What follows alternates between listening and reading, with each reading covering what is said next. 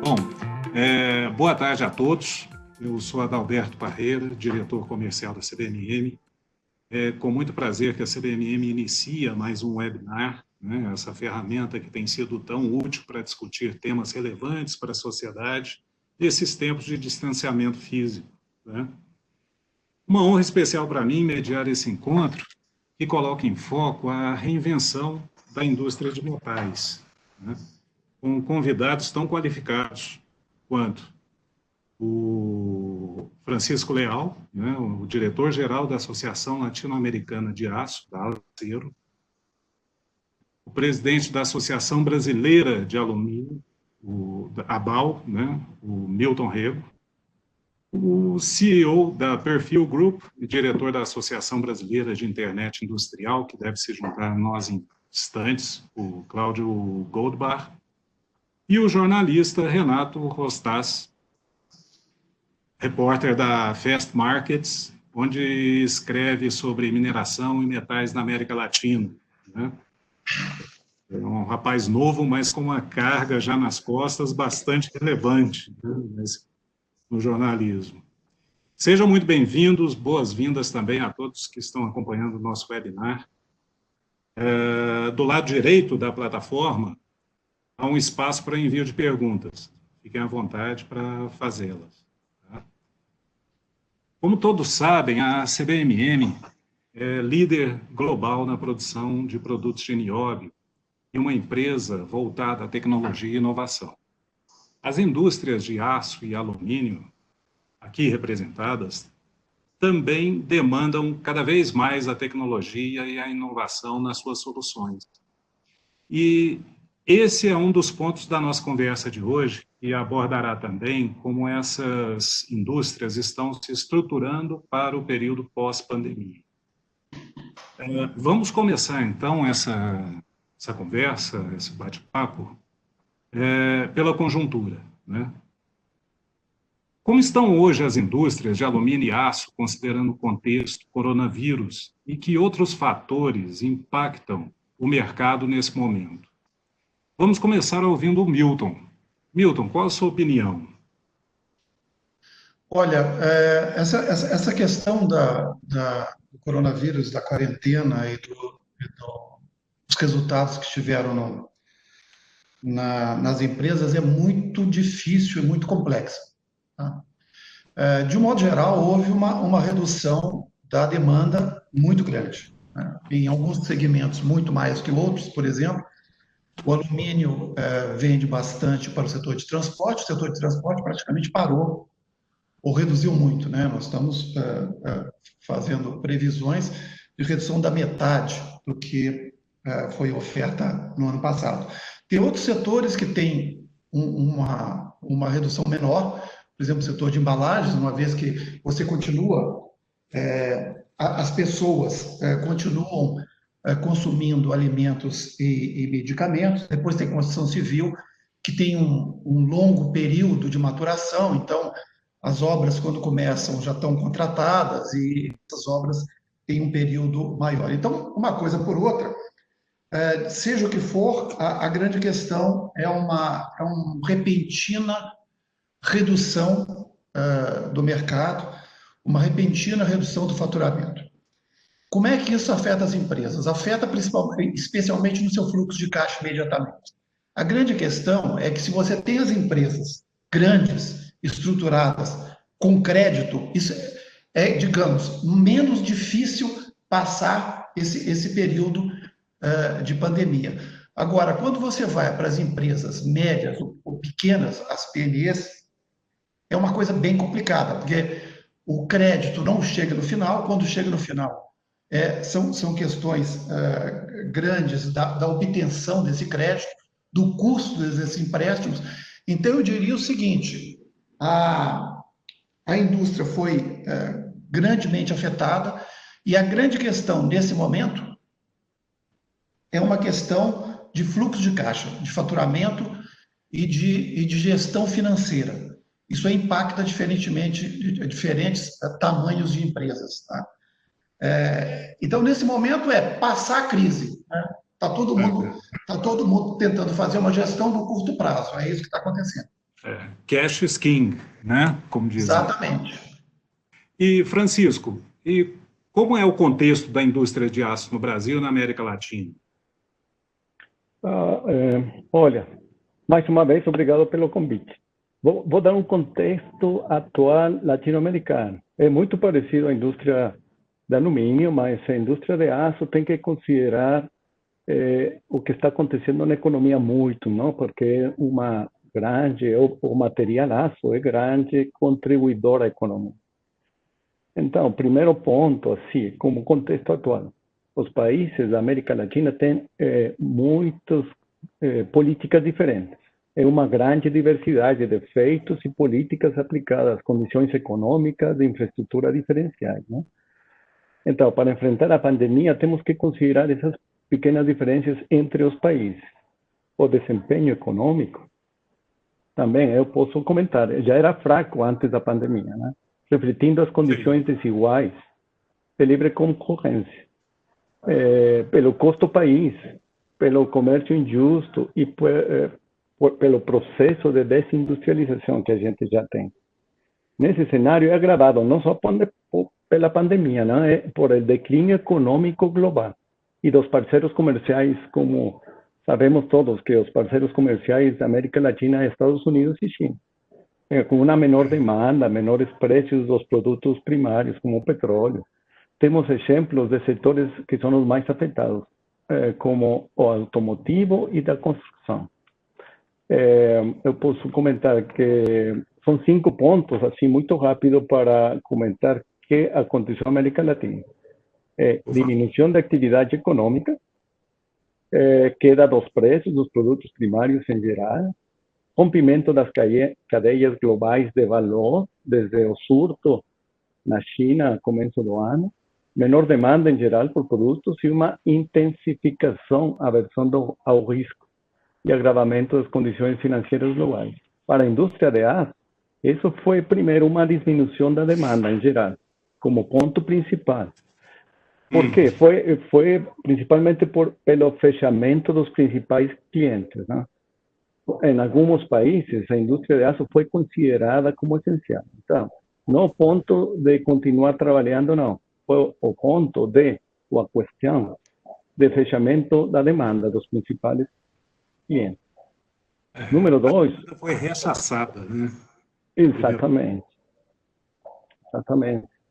Outro impacto foi o financeiro, por taxas de câmbio, devido às dívidas, a queda dos preços, que isso impactou no fluxo de caixa também.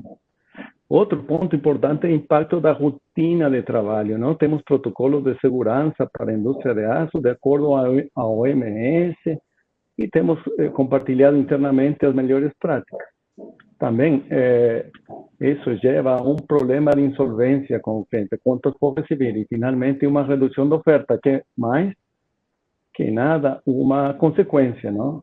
Temos já alto forno com uma redução de output, que é uma situação particularmente difícil pela intensidade de uso de capital em indústria de aço. Assim, em geral, esse é o panorama, Adalberto. A gente foi empurrado, né, forçado a estruturar o negócio de uma forma diferente em um curto espaço de tempo, né? Exatamente.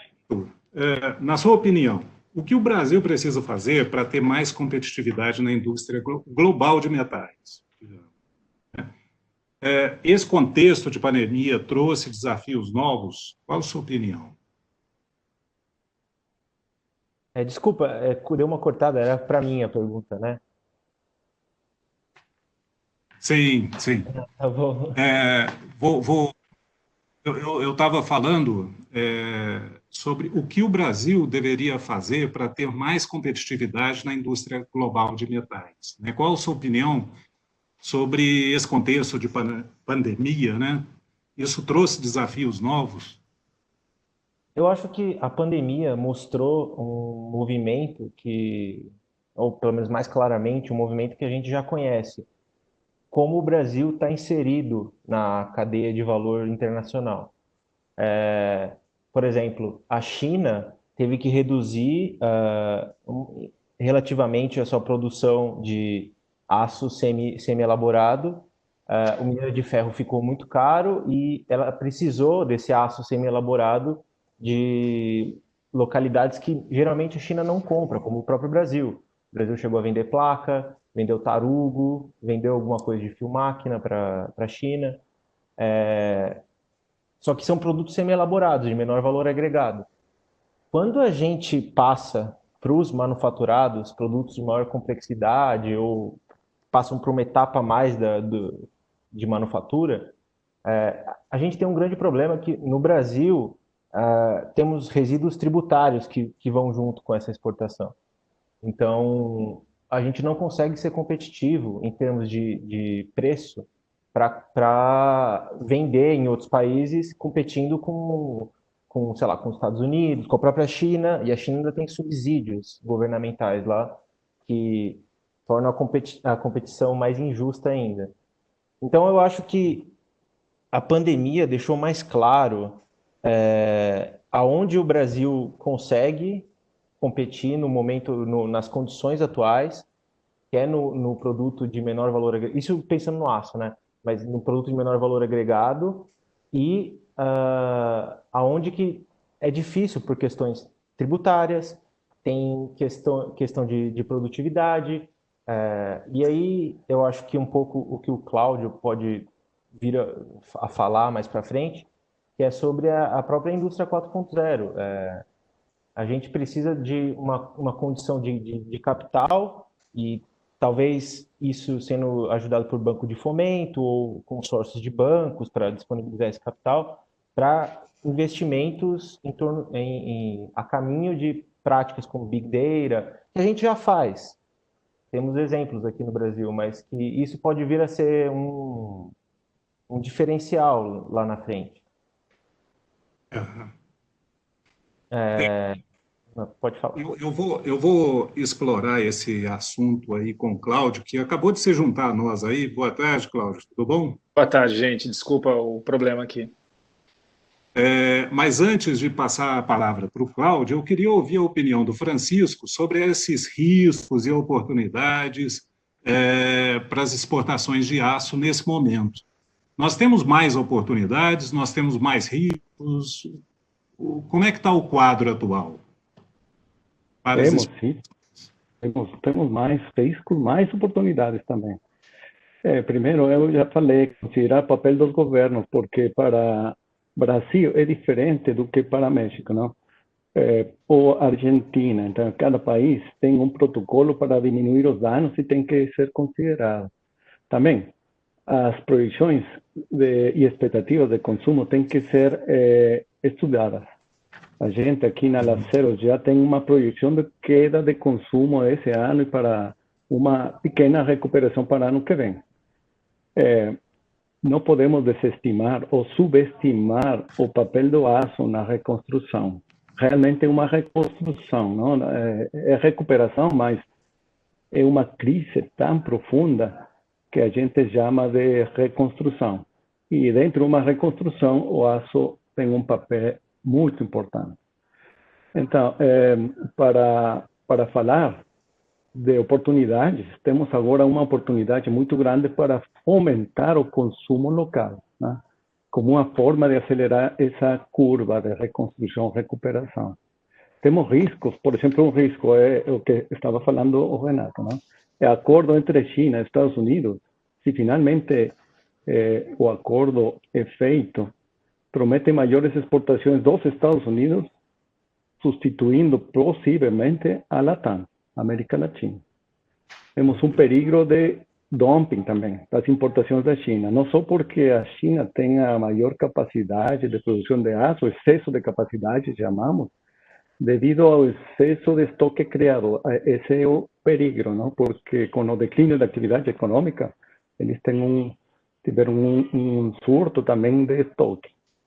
E uma oportunidade, por exemplo, pode ser receber investimentos para fabricantes que normalmente vêm da China, vêm com produtos já manufaturados ou vêm com matérias-primas da China. Mas para se adaptarem a novas regras de comércio com os Estados Unidos, por exemplo, o que aconteceu com México recentemente, não? E o Tratado de Livre Comércio entre Canadá, Estados Unidos e México. É importante porque vamos receber novos investimentos para atingir os países da América Latina e chegar a ser um fornecedor dos Estados Unidos desde a América Latina, não? Essa é uma oportunidade importante que temos que considerar, Adalberto. Ok, obrigado. Cláudio, há uma movimentação geral rumo ao que chamamos de indústria 4.0, igual o Renato aí já mencionou para a gente anteriormente. Como que a cadeia das indústrias de metais se posicionam nesse movimento? É possível falar de um novo papel humano nesse contexto de indústria 4.0 ou simplesmente de exclusão?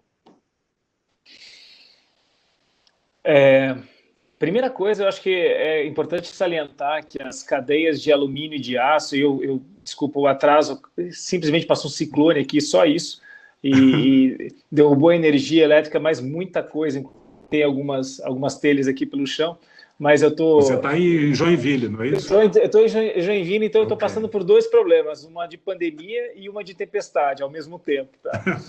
Mas um prazer enorme com você, gente. Veja, primeiro gostaria de comentar que a cadeia do aço e do alumínio elas são de base, todo mundo sabe disso, e elas são longas, né? Então, as adoções das tecnologias habilitadoras da indústria 4.0, elas naturalmente serão mais lentas, elas estão sendo mais lentas. Então, primeiro, quero dizer que pela natureza, ela já é explicável por quê. Então, a gente não deve ficar tão chateado com isso, porque, na verdade, é uma característica mesmo. Outra coisa importante é que a cadeia do aço e do alumínio ainda está muito afastada do consumo, do consumidor. Então, se você for pensar lá na bauxita ou no minério de ferro e você conseguir chegar até o consumidor final, para nos habilitar, por exemplo, essa comunicação, porque o que está acontecendo agora é o seguinte: eu estou com um objeto na mão que ele tem silício, aço, alumínio, estanho, fibra de vidro. Todos esses caras estão combinados para conseguir fazer uma conexão via 4G, o qual requer enorme quantidade de metais para a gente conseguir fazer, então, essa conexão que inusitada, porque a energia elétrica está fora aqui em casa. Então, a resposta objetiva para isso é que essas tecnologias elas não serão importantes, elas serão mandatórias. Ou seja, aqueles que não adaptarem, naturalmente, pela seleção natural, vão acabar ficando fora. Porque Big Data e linhas sincronizadas serão importantíssimas para mudar a flexibilidade. Eu concordo com o Francisco, eu vejo que o consumo vai cair, e vai cair por vários motivos, inclusive um deles é a pandemia. Então eu vejo que a indústria 4.0 ela vai ser, assim como a gente foi forçado a fazer a transformação digital dos escritórios, porque o que a gente teve foi a transformação digital dos escritórios. Agora a gente vai ter a transformação digital das fábricas. Então, é mais do que a indústria 4.0. A indústria 4.0 é só o conceito de manufatura, tá? Mas o conceito de transformação digital é um pouco mais amplo. Eu acho que a gente vai poder discutir isso durante a nossa tarde e noite aí. Mas comenta para nós sobre o papel da tecnologia e da inovação na eficiência operacional, na competitividade da indústria. Então além disso, você me deixou uma bola quicando que eu esqueci de aproveitar, que é a que eu mais gosto, que é sobre pessoas. Tá? O papel da pessoa ela é fundamental, porque, na verdade, nós vamos fazer muito pelas pessoas com a indústria 4.0. Primeira coisa, a indústria 4.0 não é a indústria 3.0. Nós não estamos falando de automação. Nós estamos falando da conexão da automação com aquilo que já acontece nas operações, que é a digitalização dos... a gente já está convivendo com o RP há 25 anos, a gente já convive com microcomputadores na nossa frente há bastante tempo. Então, o que acontece é que agora está conectando tudo isso e chegando a conclusões novas. E agora, respondendo a essa pergunta nova, é que a gente ainda tem dados em plantas, aquelas que aço e alumínio têm essa característica de ter uma automação bastante robusta, então a 3.0 está bem resolvida nessas plantas. Mas agora o que vai acontecer é que dados por si só não trazem informação, e a gente está levando cada vez mais, chegando cada vez mais a informação. Então agora estamos na febre do BI, né? Ou seja, transformando dados em informação relevante para tomar decisões mais rápidas e assertivas. E a gente vai começar a subir para o nível de conhecimento, de inteligência, de sabedoria, que vai disparar a nossa eficiência operacional. Mas essa é uma parte que aqui no Brasil se fala muito dela, inclusive a BDI estima que 30 bilhões de reais serão gerados por ano por eficiência, né?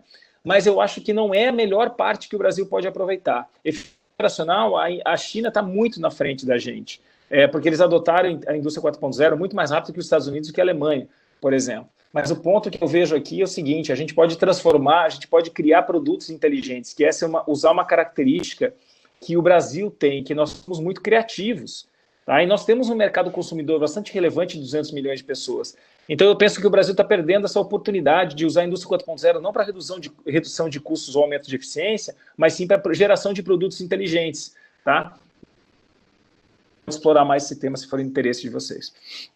A China, ela tem um parque industrial novo, né? Pelo menos o siderúrgico que eu conheço, ele é um parque novo, né? Você tem lá, pode-se dizer, centenas de metalúrgicas novas, né? Eles têm a Ferrari na mão e eles estão dirigindo uma Ferrari, né?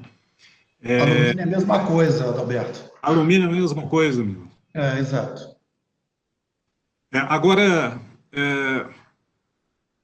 Milton, a CBMM, ela tem um programa forte de tecnologia para desenvolver novas aplicações para os produtos de nióbio. A gente investe na CBMM anualmente, pois com dólar hoje a gente fica meio em dúvida, né, quanto a aplicar, mas fica entre 150 e 200 milhões de reais anualmente aplicados no desenvolvimento de mercado e desenvolvimento de novas aplicações de nióbio, né? Esse movimento existe também na cadeia do alumínio, digo, no investimento em novas aplicações, em tecnologias novas para o alumínio? Existe sim, Adalberto. Na verdade, a busca de novas tecnologias do alumínio está no sentido de ligas que produzem um produto final mais resistente, né? Então, para você ainda diminuir ainda mais a questão de peso, né? Lembrando que o alumínio entra muito, tanto na questão de transportes, como de um modo geral, para você reduzir peso e aumentar a eficiência dos produtos.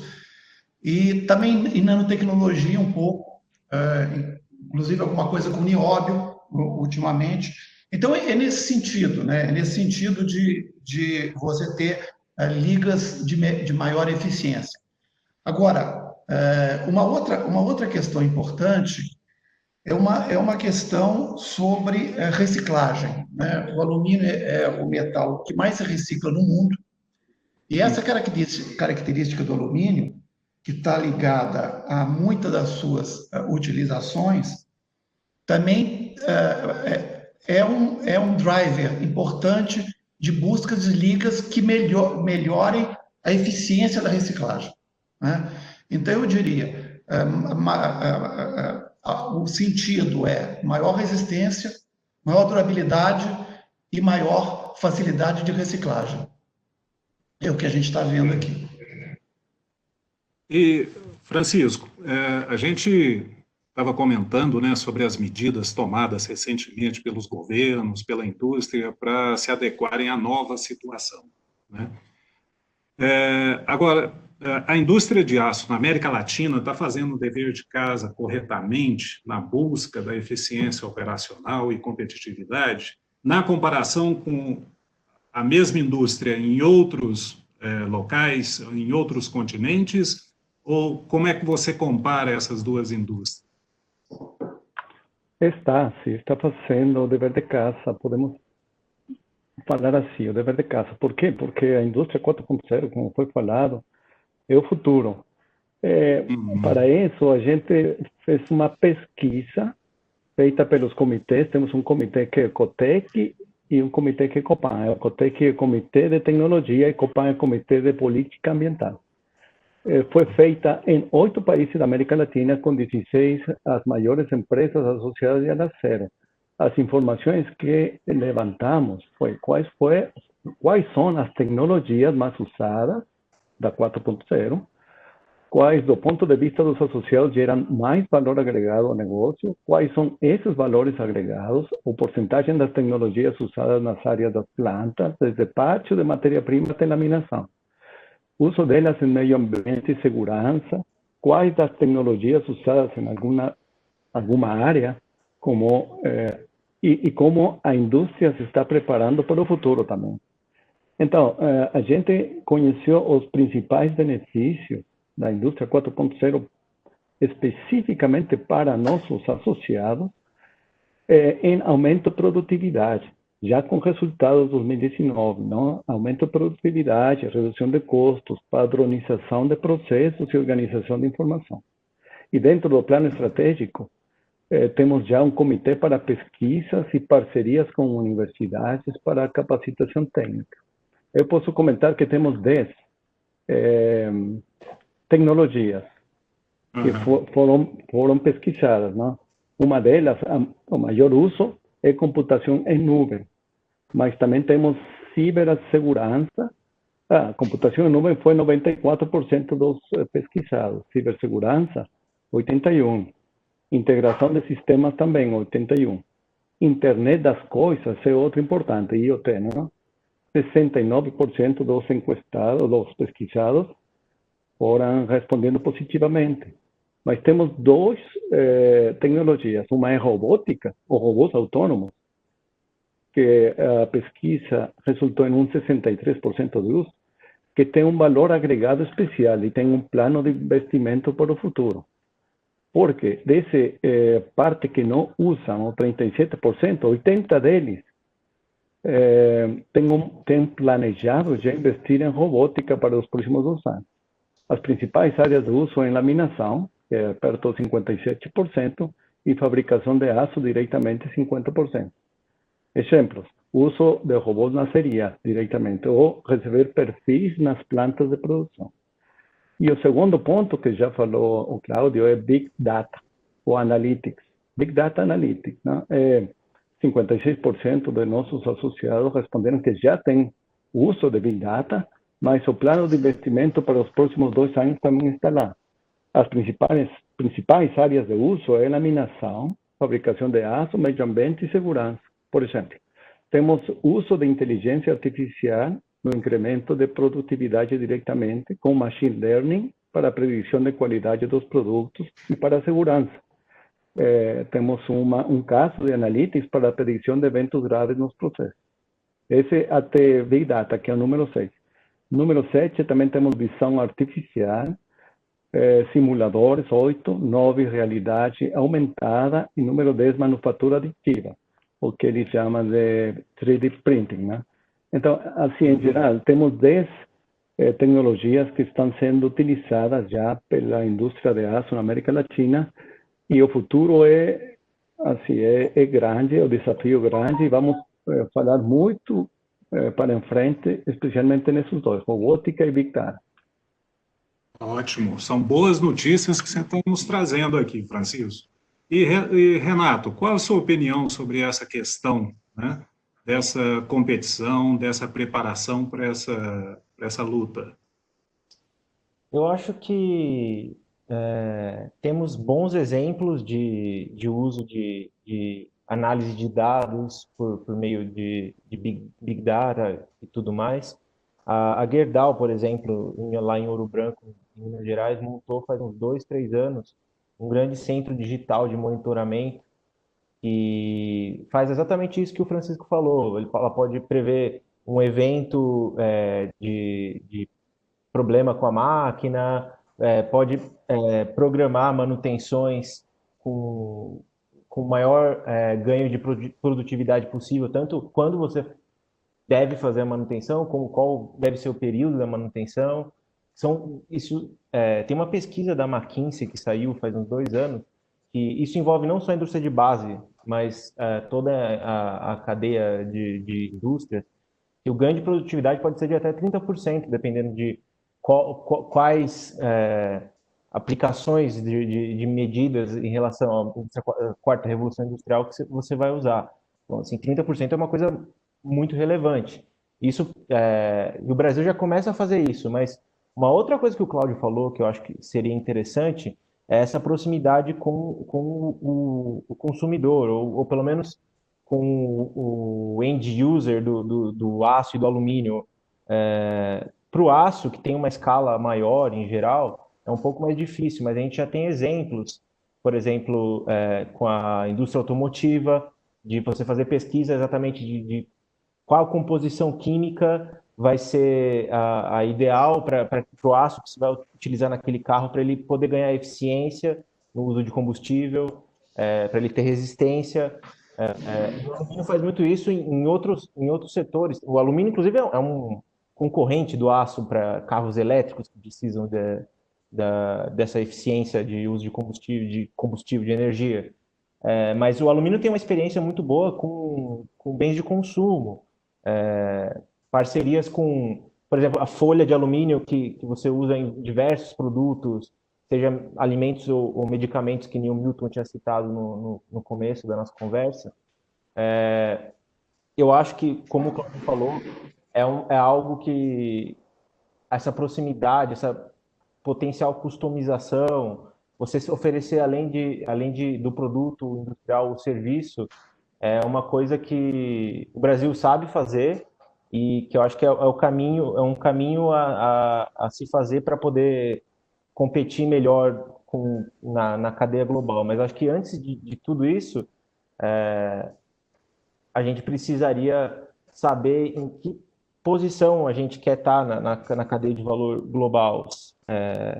Se a gente continuará fazendo semi-manufaturado, se vamos investir para produtos mais complexos. E o carro elétrico é um ótimo exemplo para se pegar, porque nós temos, por exemplo, o espodumênio ou o lítio para se fazer baterias, mas a gente ainda não tem claro se temos a vocação ou a oportunidade de produzir as baterias ou de produzir os próprios carros elétricos.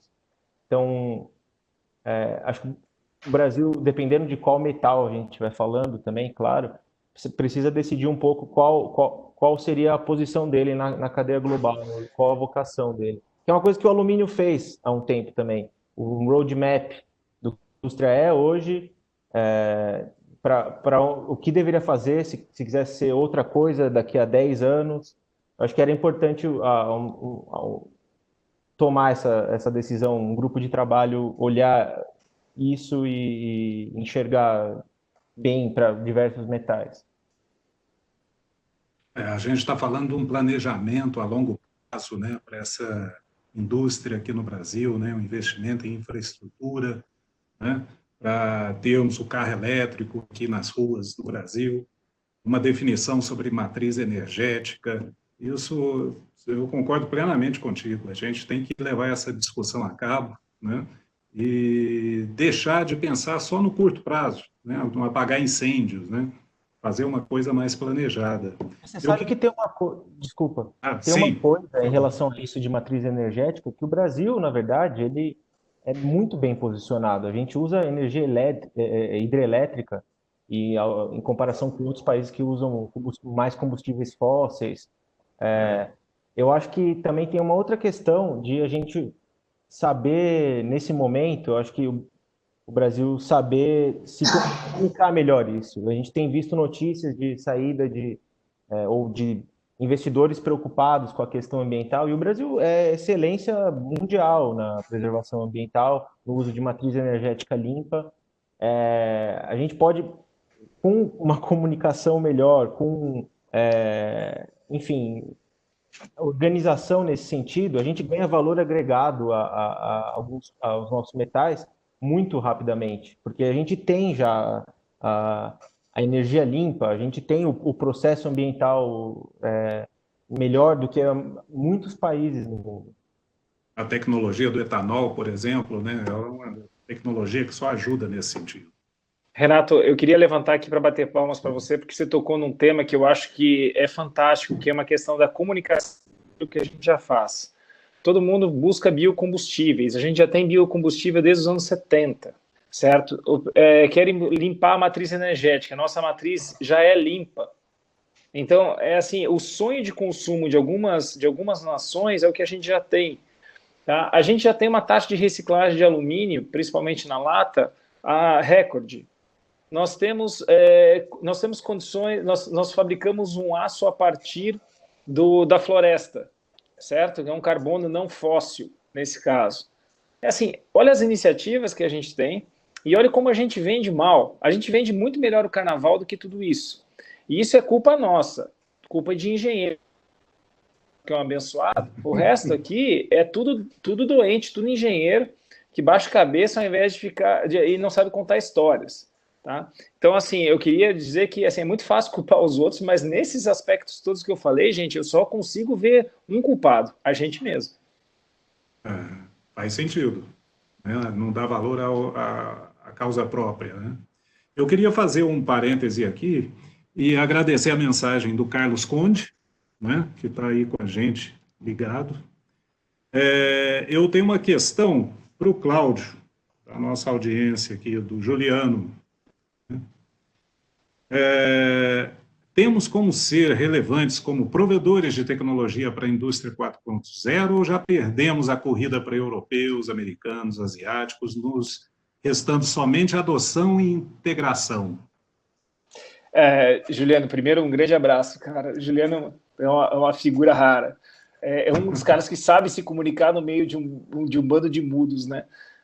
Então, assim, eu acho que a criação de tecnologia, eu acho que a gente tem que pensar muito mais em tecnologias vinculadas ao que a gente tem de recursos naturais do que aquilo que a gente vai tentar buscar, por exemplo, em relação vamos falar em tecnologia de informação. Esquece, a gente já perdeu a corrida do silício.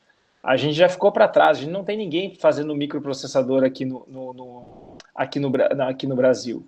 Então, assim, a gente ficou para trás mesmo, essa onda aconteceu, e a gente agora é muito melhor a gente usar aquilo que já está desenvolvido, já está escalado, porque já está barato demais, o sensor menos de $1. Então, assim, já está barato, não tem o que a gente fazer. Agora, veja, se a gente exporta minério de ferro, se a gente exporta bauxita, e eu não estou criticando ninguém, só estou comentando isso. Se nós estamos fazendo isso, é que a gente tem muita lição de casa para fazer com tecnologia, as tecnologias as tradicionais, as clássicas, e nós temos isso.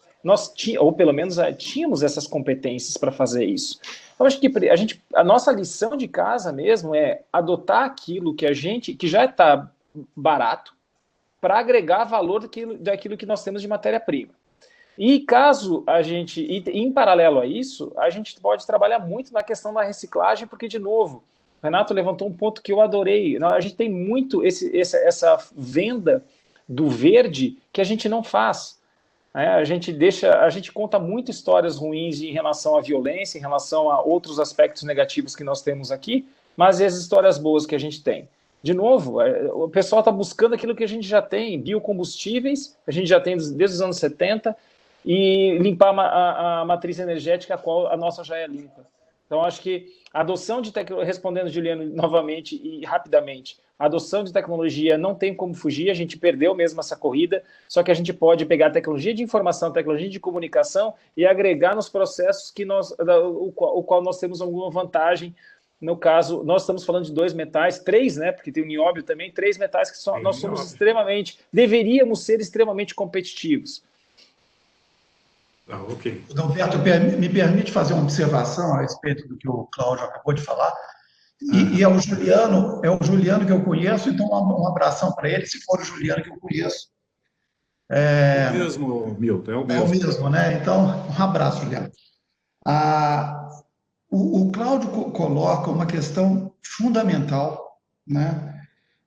Mas eu não restringiria essa questão numa questão de comunicação. Tá? Em primeiro lugar, eu concordo em número, gênero e grau com ele, que a nossa questão é catching up mesmo, não é de desenvolver alguma tecnologia que está num grau de desenvolvimento muito amplo, muito lá na frente do mundo. Né? E a gente tem um longo processo até chegar lá. Mas eu queria mencionar o fato de que isso tudo que nós estamos discutindo é uma discussão de política industrial. E política industrial no Brasil, ultimamente, virou palavrão, né? Eu não vejo como, dentro de um panorama que os estados nacionais estão cada vez se fechando mais, né, especialmente Estados Unidos está levando, com esse fechamento dos mercados, uma escalada de restrição do livre comércio. Então, eu não vejo como, numa situação dessas, a gente, tendo, numa situação dessas, e tendo na nossa frente uma enorme necessidade de recuperação, né? Afinal das contas, nós vamos chegar no final do ano tendo diminuído a renda média e o PIB, alguma coisa como entre 5% e 7%, 8%. Lembrando, depois de 12 trimestres, ou 11 trimestres, entre 14 e 16, de recessão também. Então, a gente tem diante de nós uma enorme e importante decisões de retomada da economia.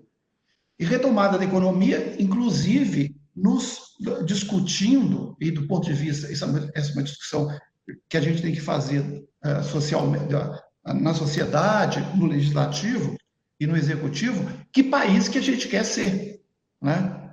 Porque todas essas questões de tecnologias disponíveis estão aí, de 4.0 estão aí.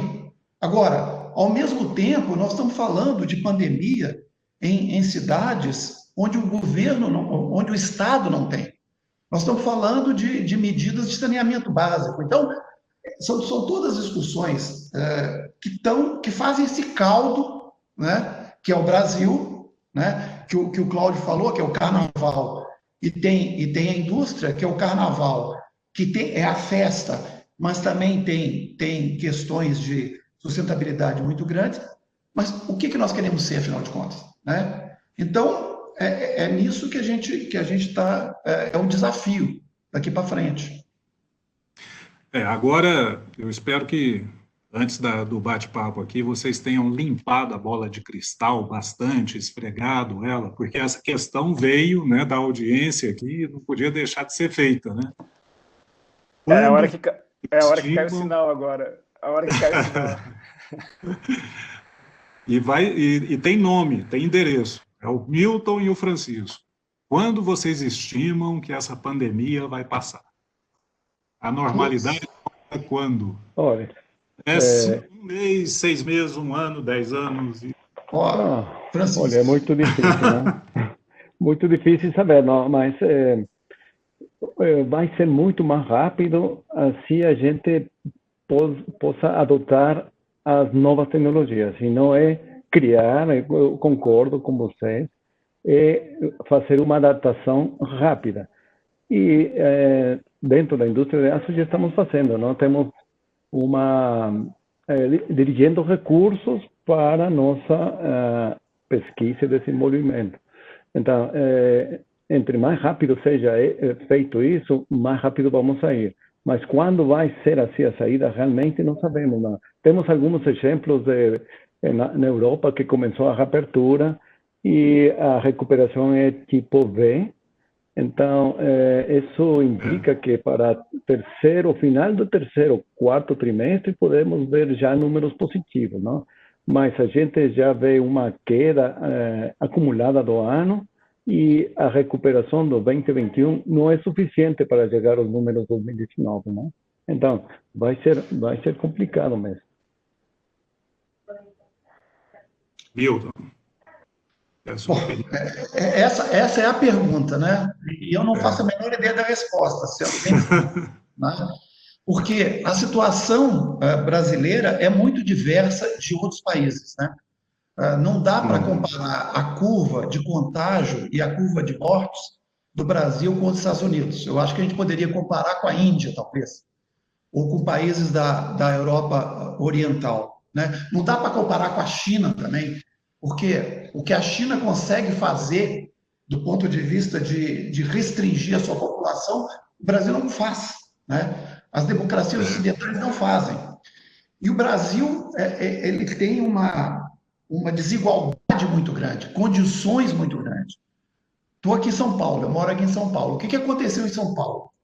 Os bairros centrais, os bairros que são mais, que têm uma renda superior, é onde começou a pandemia, né? Justamente porque veio de fora e começou aqui em São Paulo.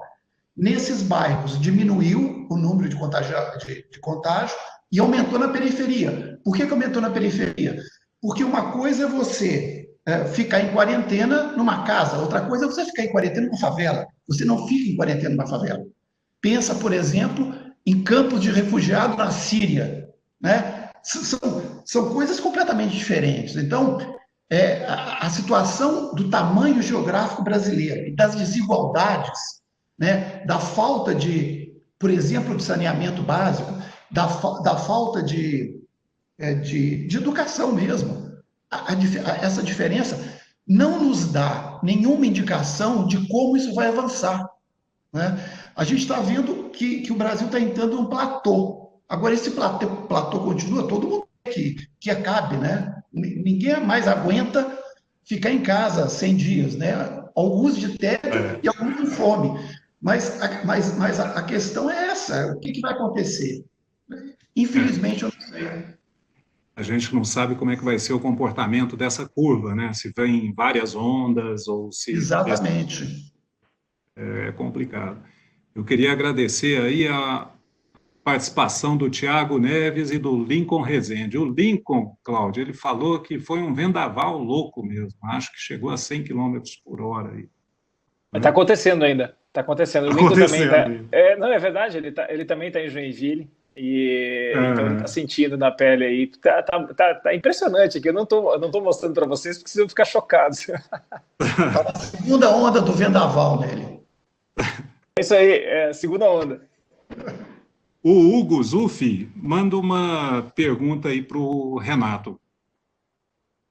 Como você vê o impacto da crise nas pequenas empresas, como pequenas fundições, empresas de corte, dobra, forjarias? Haverá mais problemas ou mais oportunidades devido à dificuldade de importações impostas pelo câmbio alto?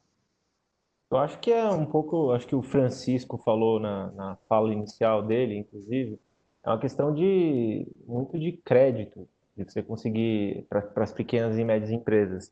Tem muitas empresas que tiveram que ou reduzir muito a capacidade, a produção, para coisa de 30%, 20%, ou empresas que tiveram que fechar as portas durante a pandemia, porque de um lado você perdeu a demanda por conta de restrições para combater o contágio do novo coronavírus. E, de outro lado, você precisa de um fluxo de caixa para pagar seus funcionários. Se você não tem essa receita, você precisa de crédito.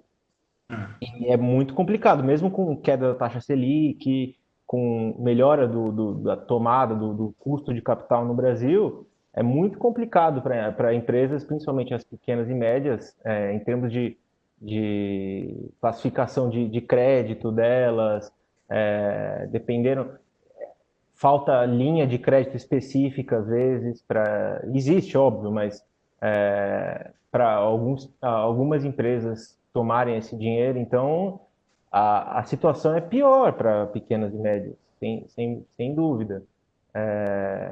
Em termos de oportunidade, nesse momento eu acho que é meio complicado de falar. Enquanto a gente não vê uma retomada da demanda final, do consumidor final, eu acho que o meio da cadeia, quando, por exemplo, altos fornos voltarem, ou agora que as aciarias elétricas para o aço voltaram, ou quando, para fornecimento de materiais como sucata, por exemplo, isso a gente pode ver uma recuperação rápida nesse sentido, mas para pequenas e médias eu acho que o cenário é bem mais nebuloso do que para as grandes empresas. Talvez um retorno da demanda de uma forma mais concreta, né? Que a gente não tenha dúvidas que essa demanda vai cair logo ali na frente, né? E faça com que a gente acredite, ou essas pequenas empresas acreditem, né, nesse retorno da economia, e a coisa começa a andar novamente, né? E o José Astolfo, ele coloca aqui para a gente uma pergunta que é interessante. Até eu vou responder, José Astolfo, essa aqui é interessante. Entendo que o parque industrial da China é bem mais recente, moderno do que o restante do mundo. Como conseguiremos minimizar esse gap, haja visto que a China concentra parte relevante da oferta e da demanda? Né? Bom, eu vou dar a opinião do Nióbio nisso aí. Né? A gente investe, inclusive, na China, no desenvolvimento de mercado, né, para produtos de nióbio. E a gente percebeu, sim, que durante essa pandemia, o mercado siderúrgico chinês chegou a ser responsável por até, em determinado momento, entre abril e maio, por 61% da produção de aço no mundo. Diferenciação, sabe? Não tem outro caminho, eu não vejo outra saída que não seja diferenciação. Custo vai ser complicado a gente se manter competitivo ou chegar lá, né? Porque a escala é menor, né? A escala diz muito nesse mercado. Agora, a diferenciação de produzir algo especial para uma aplicação especial, algo diferente, na minha opinião, eu acho que é o caminho para essa resposta aqui. O que você acha, Francisco? Temos uma questão, eu concordo muito com o que falou Milton, não? Porque a política industrial agora é um palavrão realmente, não só em Brasil, toda a América Latina, né? Então, os governos podem ajudar muito. Sabemos que temos um conceito chamado custo-país, e o custo-país realmente não é o custo ou competitividade da empresa específica de aço de alumínio, não é um fator externo que tem a ver com a política industrial, tem a ver com as políticas de ajuda para essas empresas, e são questões que a China já tem muito, não? Desde lembrando que a maioria das empresas de aço na China são do governo, pertencem ao governo. Então, assim, podemos fazer algo mais do que, concordo 100% com você, Adalberto, se ficamos perto dos governos para chegar a essa política industrial que precisamos em toda a América Latina. Ok. Milton, alguma coisa a acrescentar aí? Eu gostaria, concordo com o que o Francisco falou. Eu acho que é o grande desafio que nós temos nessa discussão sobre a indústria brasileira. Eu lembro que um grupo de empresas dentro da CNI fizeram um estudo. Quem fez foi a Boston Consulting Group, que chegou à conclusão que os custos da indústria brasileira, quando comparado com a média da OECD, com a média da OCDE, eles eram quase 25% maior. A estimativa do custo adicional da indústria brasileira anual chegava em 1,4 trilhão de reais. Né? Então, você pegava logística com logística, custo de conformidade tributária com custo de conformidade tributária, custo de folha com custo de folha. Grupo de custos por grupo de custos chegava a 1,4. 1,4, nós estamos falando de mais de 20% do PIB. Né?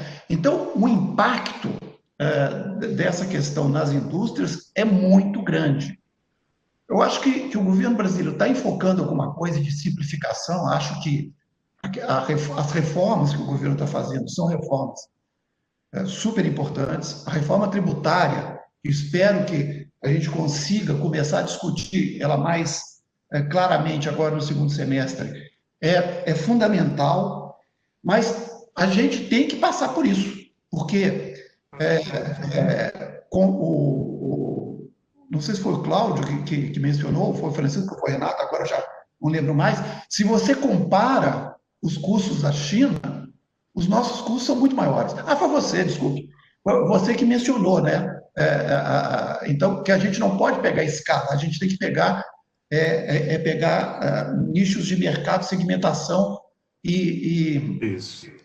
e desenvolvimento de produtos. E eu concordo, porque, além disso, além de escala, aço é mais de 50%, alumínio é mais de 50%, o que a China consegue hoje, o que a China produz. Só para fazer uma comparação, a China, no início dos anos 2000, ela produzia 9% da produção total de alumínio do mundo. Em 2018, ela produziu 56%. Né? Então, é uma coisa parecida com a do aço. Né? Isso aí está tudo calcado, como falaram, como o Francisco falou, em função de investimentos estatais, tanto do governo central como das províncias, o que torna essa estrutura chinesa de produção extremamente competitiva, até competitiva, deslealmente competitiva, né? Tanto que a China é o principal país que tem as maiores medidas de defesa comercial do mundo inteiro. Mas voltando e corroborando aquilo que você falou, a gente tem que ter essa visão de o que nós podemos ser competitivos, né? Porque senão, eu acho que não tem alternativa. Tá, ok. Eu tenho tido uma questão aqui que é frequente e é interessante, que são de jovens profissionais de metalurgia, sabe? Beatriz Lemos, Ana Carolina Leite, elas perguntam mais ou menos a mesma questão. Quem está se formando agora em engenharia pode esperar alguma melhora no mercado, né? Ou como vocês acham que novos engenheiros metalúrgicos que estão fora do mercado podem se adequar a esse novo cenário, né? São questões interessantes que não necessariamente falam sobre a performance do setor, mas é interessante para uma grande parte da população que hoje busca uma oportunidade. Eu gostaria de ouvir a opinião de vocês. 4. Milton, por favor, toma a frente aí. Eu acho que essa pergunta é fundamental. Essa é uma questão que eu sempre converso, sempre que eu posso converso com outras pessoas, é a situação dos jovens, né, que estão se formando e que vão se formar no Brasil. Porque você tem que pensar que são pessoas onde a sociedade investiu, né? Seja em universidades públicas ou seja em universidades privadas, existe um investimento social nesses jovens, né? E isso tem que voltar para a sociedade, tem que voltar com esses jovens tendo emprego, né? Então, o que eu acho pior de uma contração do mercado que a gente está vivendo é justamente o trabalho desse grupo de brasileiros, né? de formandos e de recém-formados. O que, assim, além da minha total solidariedade com eles, eu diria o seguinte: eu vejo pelas nossas associadas, especialmente grandes empresas, eu acho que o perfil desse profissional tem que ser o mais amplo possível, né? Nós estamos falando sobre novas tecnologias. Essas novas tecnologias, se a gente tivesse fazendo esse webinar há 5 anos atrás, para começar, não faria o webinar há 5 anos atrás. Ele não funcionaria, né? Não aconteceria. A gente não teria ferramenta e não precisa nem chegar a 5 anos atrás. Então, certamente, um futuro próximo vai ser um futuro bastante disruptivo, bastante de novas competitividades, de novas capacidades, né, dessas pessoas. Então, a minha sugestão procurem ter uma maior abrangência possível, né? Então, assim, tanto na parte de custos, quanto na parte de novas tecnologias, eu acho que transversalidade é a palavra, tá? Para esses jovens talentos. Ok. Francisco, aqui no Brasil a gente espera, né, de acordo com dados oficiais, que 40% dos jovens de 14 a 24 anos de idade sejam desempregados durante a pandemia. Isso é um dado chocante, mas que devido à situação atual, né, estamos passando por isso. Qual que é a sua opinião? O dado é chocante, mas é uma realidade, né? E acontece também em todas partes. Eu sou mexicano, meu filho já acabou a formação, agora há uma semana apenas, de engenheiro civil. E como o Brasil, não? A construção está em queda, é muito difícil. Então, eu posso falar diretamente o que está acontecendo agora com os jovens, não? Para mim, minha sugestão, não vou repetir porque concordo com muitas coisas que falou o Milton, mas nossos principais associados, que são empresas grandes, também já têm programas para fazer ficar mais perto dos jovens, cada vez mais fazendo programas de incorporação, primeiro com estagiamento e coisas assim, não? Mas o ponto para nosso rol como associações, caso de alumínio, acho que também, não?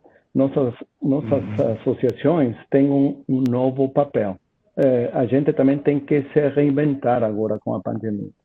E nosso papel agora, e já começamos, é uma capacitação, um training para os jovens, porque fazendo, por exemplo, essa classe de webinars, compartilhando o que acontece com as tecnologias 4.0, como exemplo, mas desde a base da fabricação de aço e tudo mais, vai ser algo importante. Para a construção, por exemplo, temos uma carência importante sobre o uso de aço na construção, que é importante para a América Latina a causa da região sísmica que temos em México, Chile, muitas partes, não? E os jovens não têm conhecimento, então é nossa responsabilidade ter assim, sessões de training, webinars, para eles ficar mais perto e tem um grado de certificação que seja atrativo para as empresas. Talvez se especializarem, se aprofundarem em determinadas tecnologias no campo que eles estudam, né? Isso. E a responsabilidade da gente, das associações, acho, principalmente, mas também os grandes associados, grandes empresas. Eu gostaria de ser o próximo aqui, para não perder aqui as ideias que eu tenho na minha cabeça. Primeira coisa, para quem está com esse tema aí bem latente, amanhã, às 10 da manhã, no canal da ABII, Associação Brasileira de Internet Industrial, nós vamos fazer uma live de 1h30 somente sobre pessoas no ambiente 4.0, tá? E eu vou ser um dos painelistas, então vai ser bem legal, porque vai ser exclusivo sobre pessoas.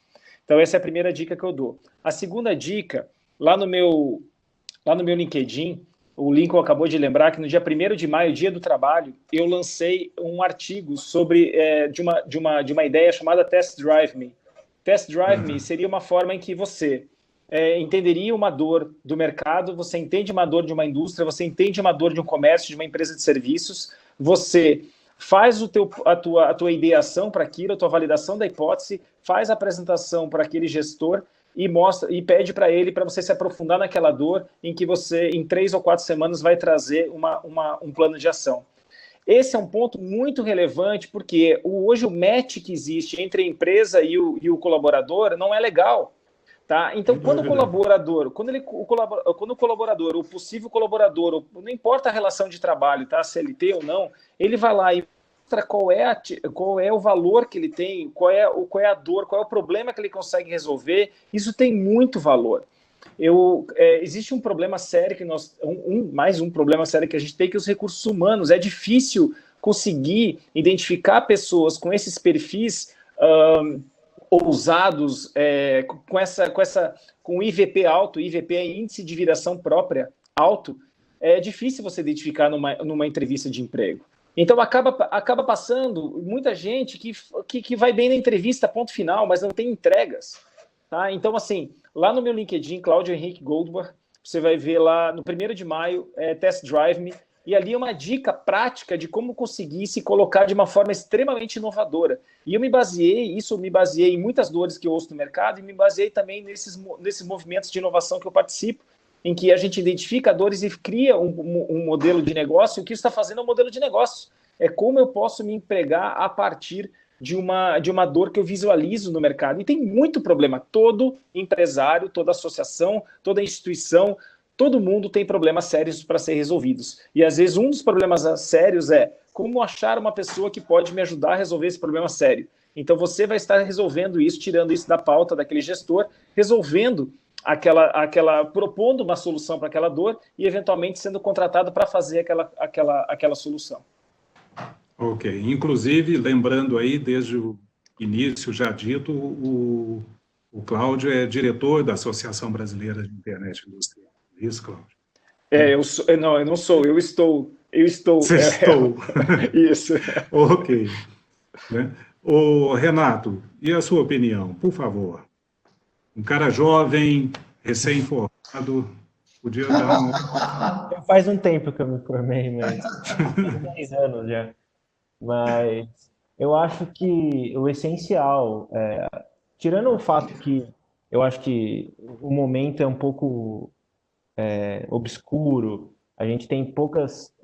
a gente vem de uma recessão grande, a economia não anda, o desemprego está relativamente alto. Tirando esses pontos por um momento, eu acho que o profissional que ele se mantiver mais ligado exatamente à inovação, a essas novas tecnologias, em vez de simplesmente se preocupar em fazer bem o básico, conhecer os métodos tradicionais da indústria, por exemplo, ele tem muito mais chance de ser isso que o Cláudio falou, de ele poder apresentar uma proposta inovadora para um problema da empresa, poder ser mais criativo. Acho que o importante é você estar ligado, você estar sempre... Essa questão de webinars, que mesmo o Francisco falou, treinamentos em geral, você sempre tentar ao máximo estar perto de tudo que é inovador, ou nova tecnologia, ou novas tendências para aquele setor que você vai trabalhar. Eu acho que não só pensando na frente, na modernização, mas como você tentar ser mais especializado nessa nova economia vai ser muito mais importante, eu acho. Ok. E a economia verde também. Sim. Só falar um ponto, que a economia verde, de acordo com a Organização Internacional do Trabalho, pode empregar até 24 milhões de postos novos, não? E assim, a economia circular, tudo isso é importante. Poderiam ser criados 6 milhões de empregos, incluindo atividades relacionadas com a reciclagem, reparos, aluguel, remanufatura, tudo que é substituição do modelo econômico tradicional, que vocês sabem, extração, fabricação, uso e disposição, agora é as R's da economia circular. Isso é importante, só para falar as oportunidades para novos empregos. É um campo ainda a ser explorado devidamente, né? A gente explora muito informalmente. Agora, eu tenho 2 complementos. Adalberto, eu posso fazer uma complementação? Sim, sem dúvida. Eu gostaria só, já pegando o gancho que o Francisco falou de economia circular, uma coisa que é muito clara para mim e para os nossos associados é que daqui a uns 5 anos, essa questão de economia circular vai ser fundamental do ponto de vista de produtos. Tá? Eu estou, pelo menos, falando do ponto de vista de alumínio, mas eu acho que é do ponto de vista de sociedade. Questões de economia circular e pegada de carbono vão fazer parte do dia a dia do planejamento estratégico das empresas. Eu acho que pegada de carbono vai ser, daqui a 5 anos, o que é fumar nos dias de hoje, né? As empresas, elas vão ter que buscar neutralidade de carbono. Então, isso aí abre um campo enorme. Tá? Questões de economia circular, de reciclagem, de baixar a pegada de carbono, de baixar a pegada energética, vai ser fundamental. Dou um exemplo. A questão de um mês atrás começou a ser discutido na Bolsa de Metal de Londres um preço para o alumínio primário de fontes renováveis. Né? Então, diferenciado do alumínio primário. É o primeiro metal que eles estão negociando um preço diferencial para alumínio certificado. Né? Isso é uma tendência.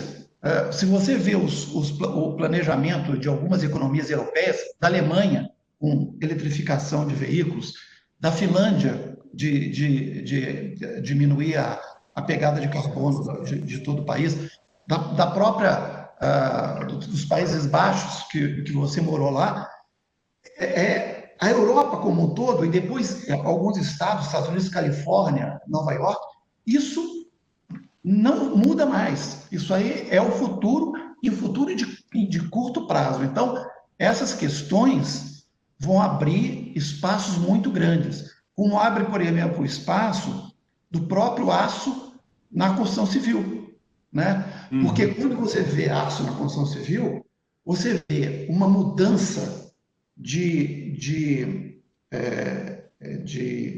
pegada de carbono muito grande em relação à construção tradicional, né? Então, são essas questões que se colocam agora, e eu acho que se colocam para essas pessoas que estão se formando, né? Uma economia mais verde, uma economia circular, essa visão vai acontecer. Falo, né, que ou vai ser por design ou vai ser por desastre, mas vai acontecer. Né? Aqui na CBMM, inclusive, na nossa disseminação da tecnologia do nióbio no setor de aços estruturais, especificamente, que é construção civil, nós usamos essa pegada como forma de promover o nióbio, porque se você usa nióbio nesse aço, você precisa de um menor volume de aço, então demanda menos material na construção civil, uma resistência maior da estrutura e por aí vai, né? Então, no nosso caso, a gente é muito feliz com a aplicação do nióbio, porque toda a aplicação do nióbio nos remete a um futuro mais sustentável, né? Mas, Cláudio, você tem uma entrada aí nessa questão anterior?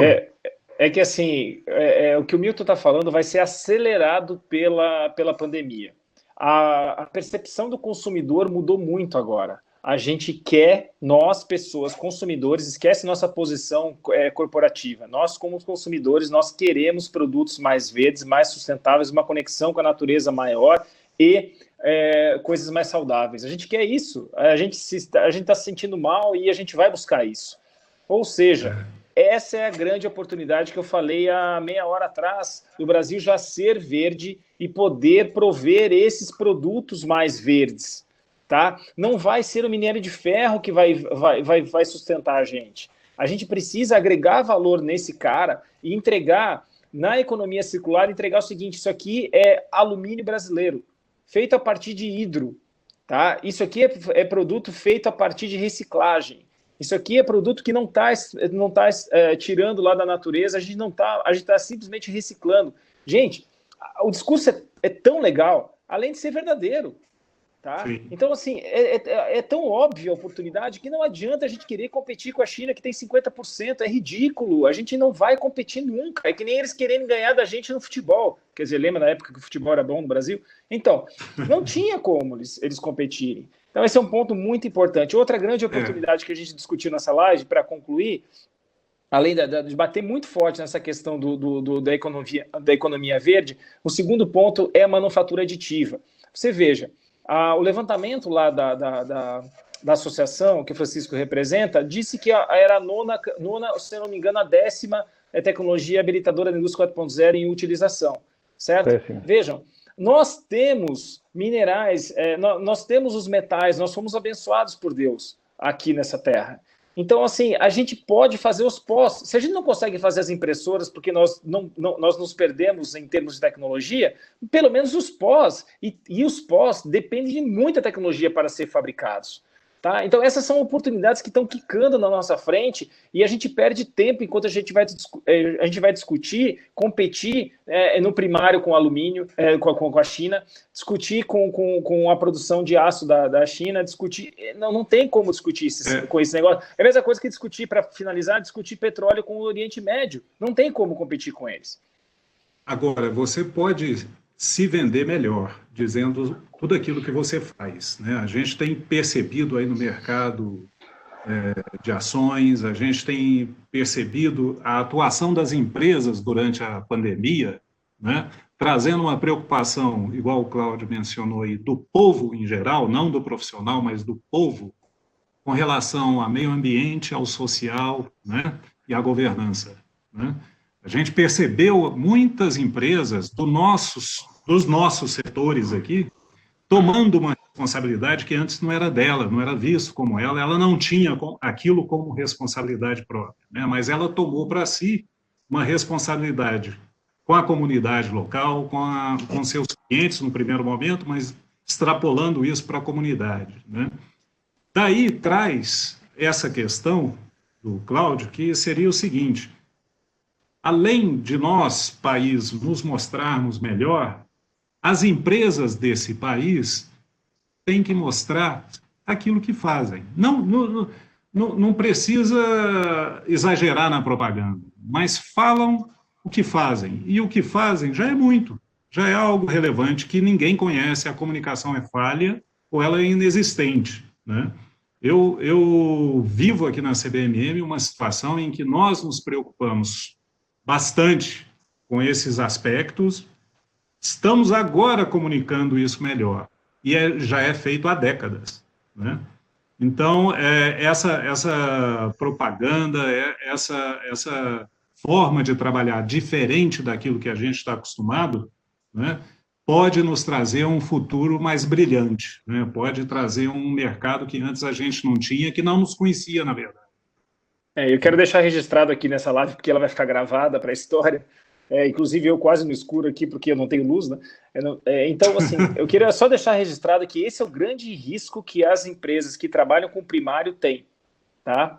Que é o seguinte: quando você pegar e as empresas de tecnologia, as empresas de disrupção tecnológica, elas são extremamente eficazes na sua comunicação, tá? Então, se esses caras cantarem a bola, que agora o produto que eles estão desenvolvendo vem de aço reciclado e vem de alumínio reciclado, não adianta depois você dizer, não, mas eu já fazia isso desde 1960, desde 1970, não importa, eles vão definir uma narrativa e ninguém consegue mais chegar perto, tá? Então, a Apple vai dizer que o iPhone dela é de alumínio reciclado. Vocês sabem disso, a Apple vai dizer isso. E ela vai continuar cobrando 449, ou 649, ou 999, porque ela tem um diferencial, tá? Então, na hora que o consumidor começar a pagar um prêmio, e pagará um prêmio por quem tiver uma boa narrativa, tá? Aí vai fazer a disrupção na empresa que estava lá. Não, mas eu faço isso, meu filho faz tempo. Não importa, cara, perdeu o bonde e tchau. Agora é um novo negócio, é um novo modelo de negócio e você ficou para a história. Então é só para deixar registrado isso, porque lá na frente vai acontecer isso, vai acontecer de empresas criarem uma narrativa muito interessante para coisas que já existem e elas virarem o mercado, elas fazerem o consumidor mudar de opinião em função dessa nova narrativa. A gente tem ainda aqui 10 minutos, eu tenho duas últimas questões para colocar para vocês, né? Uma delas é o seguinte, é uma questão que vai para o Francisco e para o Renato. Os Estados Unidos e a China não vivem o melhor momento da história deles em termos comerciais, digamos. Eles estão numa disputa acirrada já há algum tempo, né? O que vocês acham das oportunidades para o Brasil ou para a América Latina nesse cenário, né? Isso traz alguma oportunidade melhor para nós nos Estados Unidos ou até mesmo na China, devido a essa discussão bilateral e que o Brasil já tem uma relação forte com a China, está construindo agora uma relação forte com os Estados Unidos, mas, ao mesmo tempo, tem o México, que é o vizinho logo ali, depois da curva, né? Para quem fica melhor? Vai ter oportunidade ou não vai ter oportunidade? Quem fica melhor na faixa? A verdade é que é uma grande oportunidade, né? Porque, mas tudo depende das eleições dos Estados Unidos, também se o acordo entre China e Estados Unidos é feito ou não, como eu falei, mas uma coisa para considerar, e que aconteceu recentemente, não? Foi há 2 dias, falou para mim uma pessoa de Estados Unidos. Ele é um empresário que tem uma pequena manufatura na China, lá na China. E é o principal consumidor de tableware, ou seja, de questões para cozinha, não? Que é aço inoxidável, realmente. Ele estava falando assim, eu preciso já rapidamente mudar minha manufatura desde China para América Latina. Ele não falou México, não, falou América Latina. Por quê? Por exemplo, no caso do México, México não produz aço inoxidável, é transformador, mas o Brasil tem aço inoxidável, não? Então, ele falou para mim, o que posso fazer? Pode mudar toda a manufatura para o Brasil, ou para um ponto intermediário, não sei, algo em Centro-América, para ficar perto dos Estados Unidos. E está acontecendo já. Então, a gente vai receber investimentos novos em manufaturas desde a China, independentemente do acordo comercial entre Estados Unidos e China, porque até agora a narrativa do Mr. Trump é essa, né? É uma proteção e um protecionismo, realmente que já chegou para ficar. A China não vai ser vista igual até agora. Não sei se o Renato concorda também, né? Eu concordo, com certeza. Eu acho que a gente tem que tomar cuidado também, porque essa disputa comercial entre a China e os Estados Unidos, dependendo de como o Brasil ou outros países da América Latina se posicionarem, em vez de capital para instalação de manufatura aqui, a gente pode acabar pegando, digamos, o rescaldo dos produtos chineses que não vierem para cá, caso não haja um acordo entre os dois países. Então, tem uma coisa no Brasil especificamente que parece que a gente abandonou ou fechou um olho para essa situação, que é a defesa comercial. A defesa comercial não é protecionismo. Defesa comercial é simplesmente você ajustar, tornar o comércio mais isonômico. E o Brasil simplesmente, para aço e até em alguns casos para alumínio, mas acho que é mais flagrante para aço, meio que abandonou um pouco essa questão recentemente, enquanto outros lugares do mundo, como a Europa e Estados Unidos, se fecharam. E é um protecionismo que, nem o Francisco falou, veio para ficar. Também, eu não acho mais que depende de Trump ou não Trump essa questão protecionista. Já é um movimento que se espalhou, já se tornou algo maior do que simplesmente o atual presidente dos Estados Unidos. Então, a gente tem que tomar cuidado para talvez não perder o bonde nesse sentido. Mas eu concordo com o Francisco, que é uma oportunidade de você atrair investimento estrangeiro, e a nossa relação especificamente com os Estados Unidos pode permitir, inclusive nós somos um dos únicos países que na seção 232 conseguiu possibilidade de cotas de importação. A gente teve uma ótima negociação nesse sentido. Então a nossa boa relação pode ajudar a atrair esse investimento para enfim, se aproveitar um pouco dessa situação comercial. Última questão, eu queria, antes de colocar essa última questão, agradecer a audiência, né? Agradecer as questões. Eu estou cheio de questões aqui, o que eu não tenho é tempo. perguntas a gente tem para fazer, né? Agora, um ponto que nós não exploramos aqui, e a gente pode explorar ele bem rapidinho, seria qual o impacto na demanda de aço e de alumínio com a pandemia, né? Seria 25%, seria 10%, seria 50%? Qual que é o tamanho do buraco que a pandemia vai deixar na demanda de alumínio e de aço? Alumínio mais aqui no Brasil e de aço na América Latina. Qual que é a expectativa? Milton, Francisco? Bom, no Brasil, nós certamente teremos uma redução da demanda nesse ano de 2 dígitos, tá? É difícil de falar agora por conta do que vai acontecer, mas e afeta diferentemente os setores, como eu falei, né? Uma demanda, uma retração muito grande em transportes, uma retração pequena em construção civil, uma estabilidade na parte de embalagens e um crescimento na parte de transmissão de energia, de cabos, por conta dos projetos dos linhões que ainda estão. Mas isso tudo somado, você vai ter, a gente certamente vai ter uma redução de mais de 10%. O resto do mundo também, né? Você tem uma redução muito maior de produtos duráveis, né? E no resto do mundo, esse impacto vai estar muito mais ligado à parte de transportes, né? Transportes no mundo inteiro vai ter uma redução grande. Depois, eu acho que muda um pouco a maneira de relacionamento das pessoas com os automóveis, né? Tem uma questão de eletrificação, então, a médio prazo, eu diria que eu acho que retomaria, mas nós vamos ter, pelo menos eu vejo, 1 ano e meio de um mercado baixo, bem baixo, até uma recuperação do mercado nos níveis, esperamos, de 2019. No caso de aço, eu posso falar assim, já temos uma ideia mais ou menos de como vai ser a queda do consumo na América Latina, que é perto de 17%.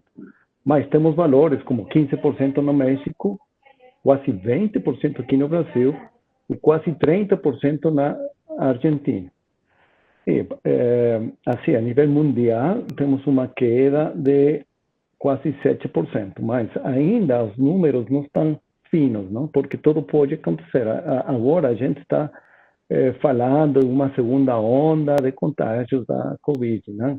Se acontece realmente e o lockdown começa a ser forte novamente, então esses números poderiam variar muito. Mas assim, perto do 17% para a América Latina. Muito obrigado, senhores. Muito obrigado pela participação aqui com a gente nesse bate-papo. Foi enriquecedor. Eu espero encontrá-los novamente em outras oportunidades iguais a essa, né? A gente pode até repetir o que fizemos hoje, daqui a pouco, né? Eu queria agradecer a audiência, as questões que trouxeram aqui para a gente, não deu para explorar todas, mas fica o agradecimento da CBMM, da sua presença, dos seus esclarecimentos, das suas respostas, tá? Precisando da CBMM, é só entrar em contato também. Obrigado, uma boa tarde, uma boa a todos aí. Tchau, tchau. Valeu. Obrigado. Tchau, gente. Obrigado, viu? Tchau.